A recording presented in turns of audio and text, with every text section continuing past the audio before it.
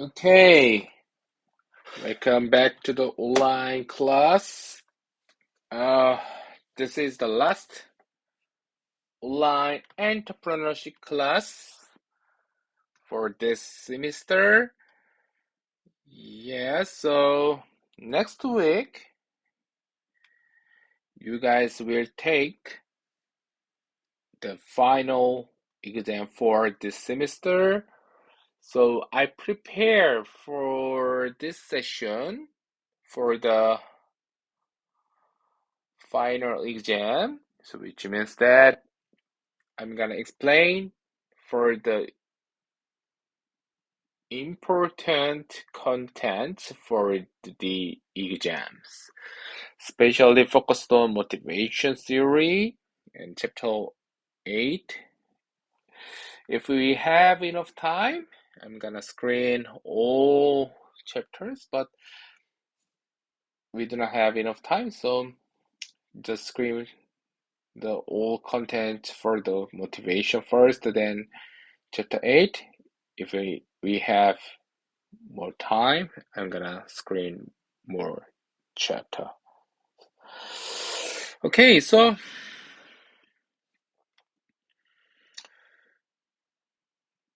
first session is the motivation session. So as I said several times, so why entrepreneurs need to study for motivation. So I'm gonna start with one question before start this slide. So let me start with a question. So what does a typical day look like for an entrepreneur? So you wake up with 100 things on your to-do list. You're working with a limited budget, but facing unlimited challenges. You have a small teams, but you are chasing big dreams. And everywhere you look, there's uncertainty. Will customers buy your product? Will investors fund you? Will your key developers stay with you? So here's my questions to you. What keeps you going when things get slow? So is it this the money? Well, statistically, most entrepreneurs earn less in their first few years than they would in a traditional jobs. Is it the stability? And definitely not. So what is it? The answer is motivation. And more specifically, it's a particular kind of motivation that's driven by purpose, autonomy, and the desire to create something meaningful. Okay, actually, it's all slides, all content already explained, previous lectures and also on offline lectures. So just feel free to listen this lecture. Okay. Okay, next chapter is motivation defined. What is the motivation? So motivation is the psychological force that initiates and sustains action toward goals. So now for entrepreneurs, the motivation operates on two critical levels. The first, there is your own drive. This is what gives you vision, persistence, and resilience. It's what makes you get back up after you have been rejected by 20 investors.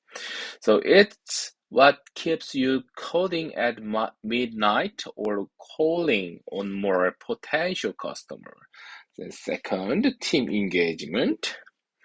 This translates directly into productivity, creativity, and commitment. A motivated team of 5 can outperform a disengaged team of 50. So here is something crucial to understand in startups. Motivation is your competitive advantage itself. So really important value for the startup entrepreneurs. So big companies compete with money, yes.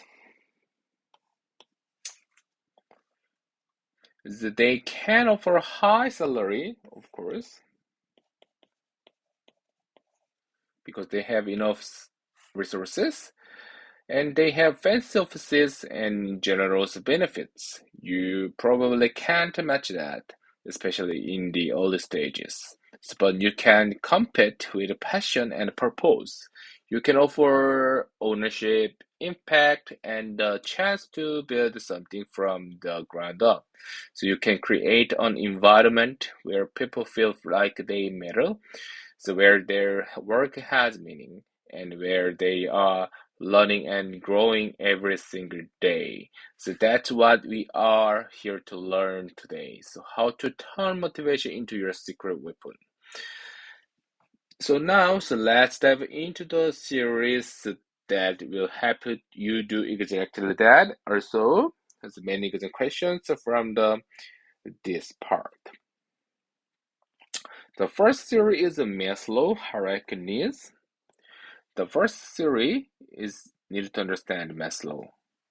So this is one of the most famous theories in psychology and for good reasons. It's incredibly practical. So Maslow argued that human needs are arranged in a hierarchy like a pyramid. And here's the key insight. People focus on lower level needs before they can pursue higher level ones. Let me walk you through the 5 levels. At the bottom, the basic parts. So we have physiological needs. This is the most basic stuff: food, water, shelter, sleep. People need to survive before they can think about anything else. And next, we have safety needs, actually the second step. So this includes physical safety, but also economic security, health, and job stability. People need to feel secure before they can focus on higher goals. And third level is love and belonging. It's almost similar as the relationships. So this is about relationship, friendship, and being a part of a team. So humans are social creature.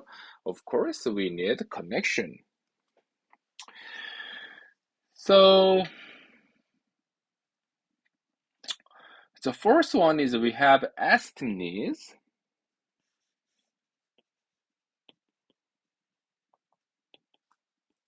Also similar as the recognition.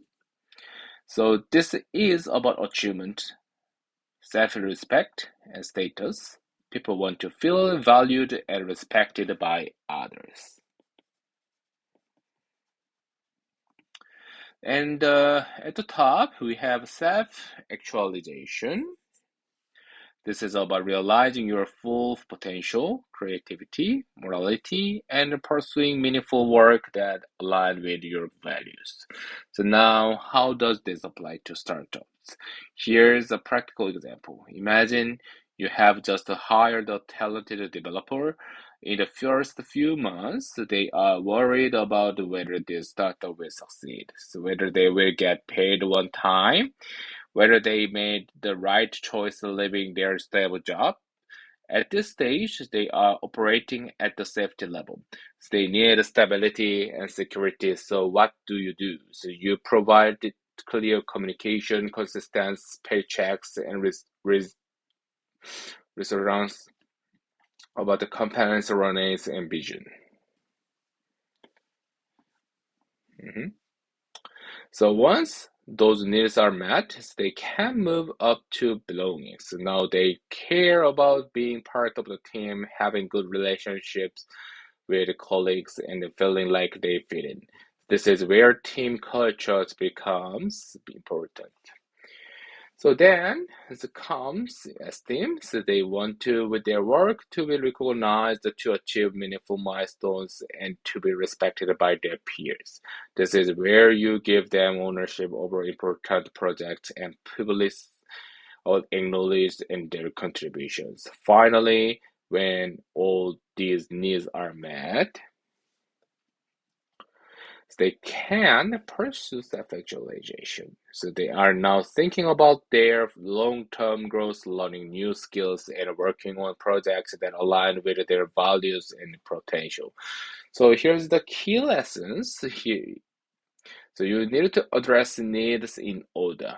If your developer is worried about paying rent, they will not be motivated by exciting challenges or learning opportunities. Address the basic first, then build upward itself. So Maslow is not a difficult theory, I know. So just understand which step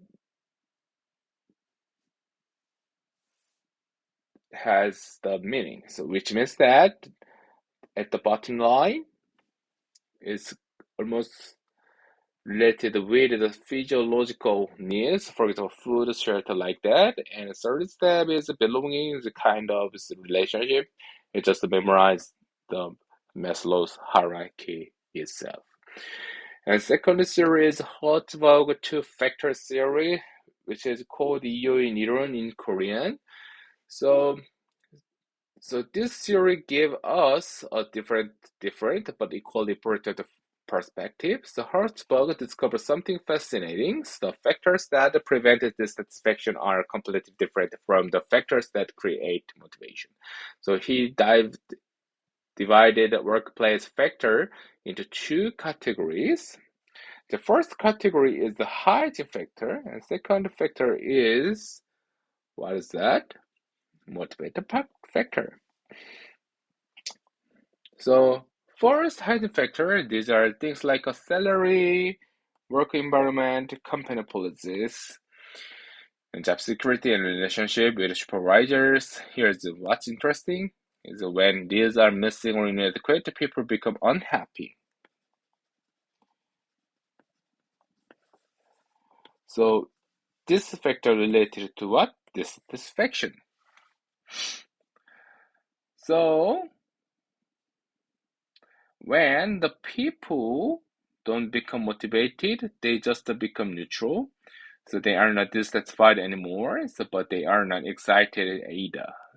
So think about it this way. So if you are paying someone below market rate, they will be unhappy and looking for other jobs. But if you raise their salary to market rate, they will not suddenly become passionate and creative. So they will just stop complaining about the salary. So salary, okay? And the motivator part is related to the engagement itself. So the good example for the motivator part is the achievement, recognition, responsibility, growth. So these factors are almost the similar as the inner factor, this way, and hide factor, outside the factor itself.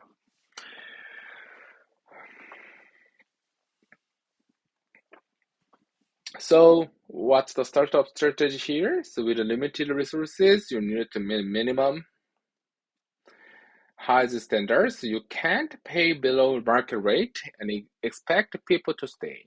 So you need a decent workspace. It does not have to be fancy, but it can't be depressing. Your policies need to be fair and transparent. But once you have met those minimums, so don't obsess over them. Instead, maximize the motivators and give people ownership over meaningful projects. Recognize their achievements privilege. Provide opportunities for learning and growth, make the work itself interesting and impactful. So here is concrete example. So offering free snacks and a ping pong table will not motivate you anymore, right? But many startups do this strategy for their employees, but it is not helpful for their motivation. Okay, so here is the key factors for the exam. Highest factor, what? Related to dissatisfaction. Motivator factor, related to what? Engagement. So do not confuse for this concept. Okay, so let's go to the next theory, self-determination theory, which is known as SDT theory. So which was developed by psychologist Edward Deci This is and Richard Ryan. This is series is the particularly relevant for startup because it explains what creates intrinsic motivation. So the kind that does not depend on external reward.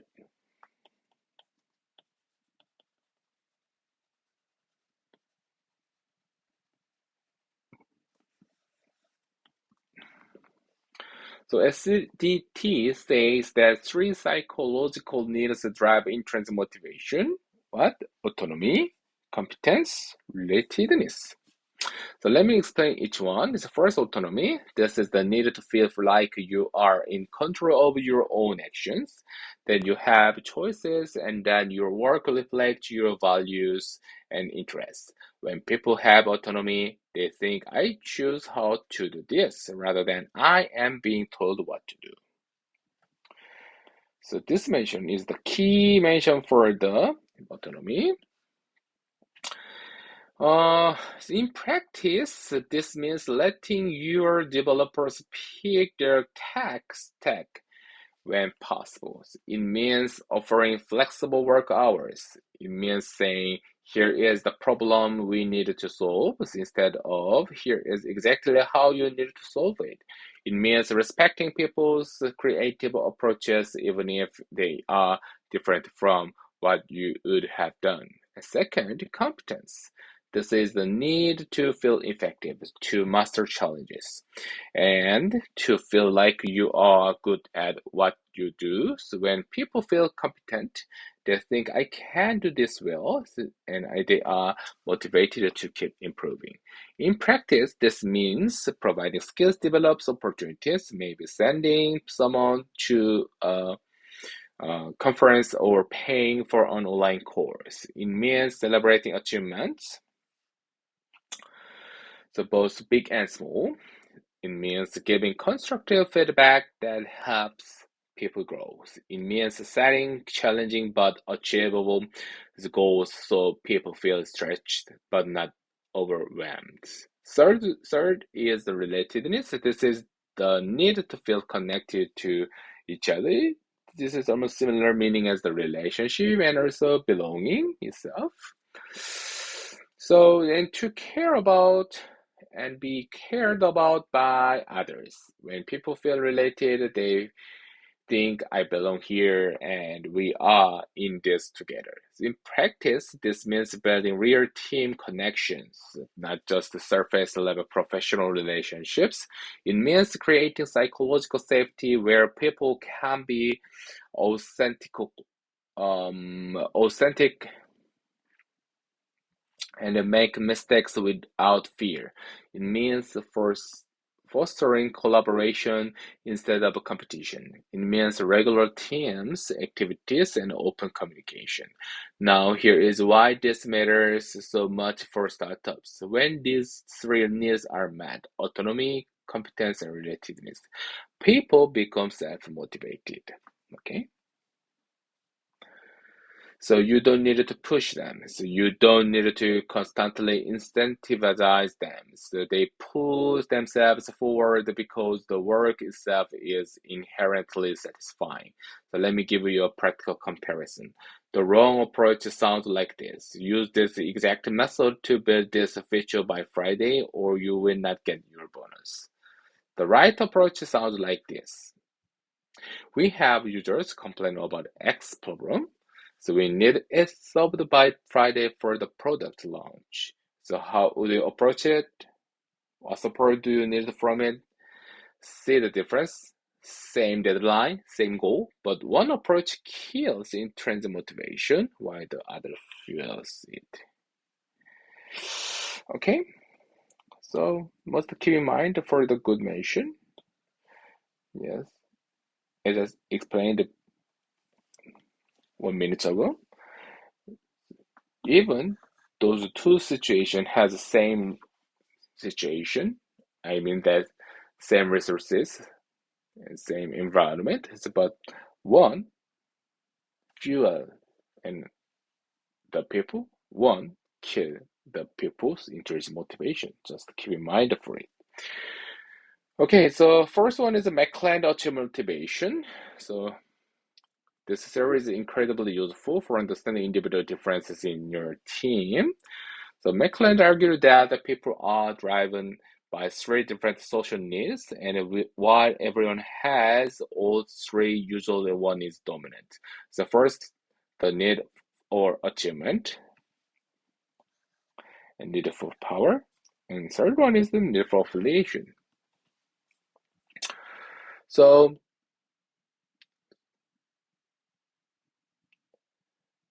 okay, so first we need to argue for the first value for need for achievement.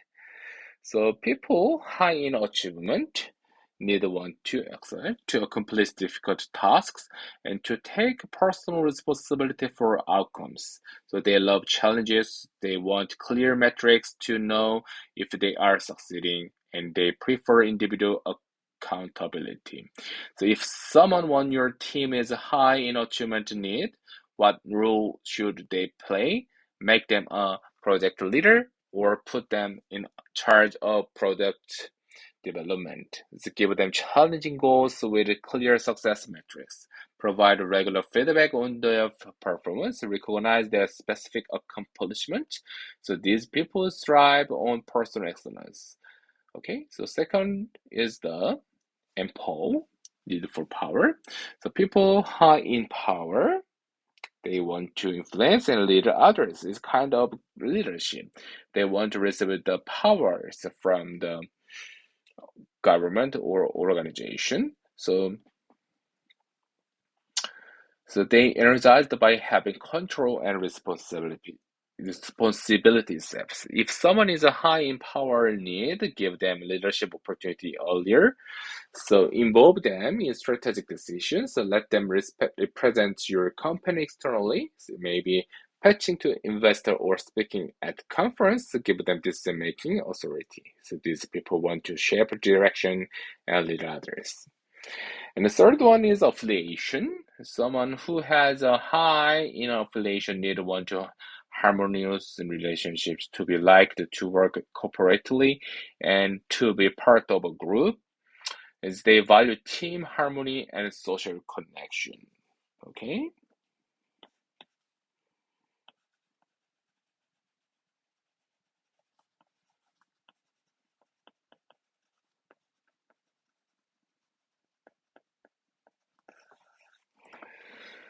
Okay, so we skip the other things, and we are looking for the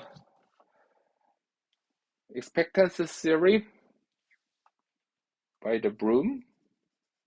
Oh, Broom. So this is also classic, it's but useful. The expectancy theory says that motivation depends on three beliefs, and you can think about it as a mathematical formula. So motivation equals what? Everyone may know. Expectancy times instrumentality times what? Balance itself, right? It's easy. So let me break down each component. The first expectancy. So this is the belief that if I work hard, I will succeed. It's about whether people think their effort will lead to good performance. If someone think no matter how hard I try, I will not succeed, then expectancy is zero. So, and motivation collapses. How do you increase expectancy? Set achievable goals, provide the necessary resources and training. So, remove obstacles, show people that success is possible with reasonable effort. And second is the instrumentality. So, this is the belief that if I succeed, I will get rewarded. It's about trust in the systems that do good outcomes actually lead to good rewards. If someone thinks even if I perform well, nothing will change, then instrumentality is zero, and again, motivation collapses. And the third one is the balance. This is about whether the reward is actually valuable to the person. If the answer is I don't care about this reward, then balance is zero, and motivation dies. Okay, so there are several ways to increase expectancy in instrumentality balance itself, but this session is for the final exams. I I I don't explain more deeply, so just screen all concepts and just understand the key concept itself. So before move on to next part, so you must take away this one. So here's the critical insights. So as I explained on the offline lecture, this formula is the multiplication formula. So if any one factor is zero, total multiplication becomes zero, or three must be present. Okay? Oh, is that yes? So every factors higher than zero is set, right? Because the formula, multiplication formula. Okay. Next part is a practical application for the startup actually, but I'm gonna skip it because this is the exam session and the screen, the key concept for it.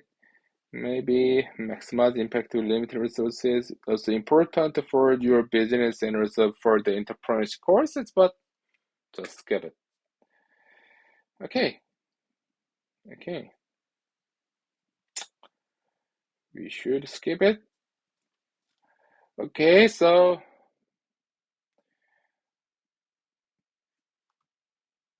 next I'm gonna explain for the chapter 8. Then we are going to finish the oral session for the last offline lecture. Thank you.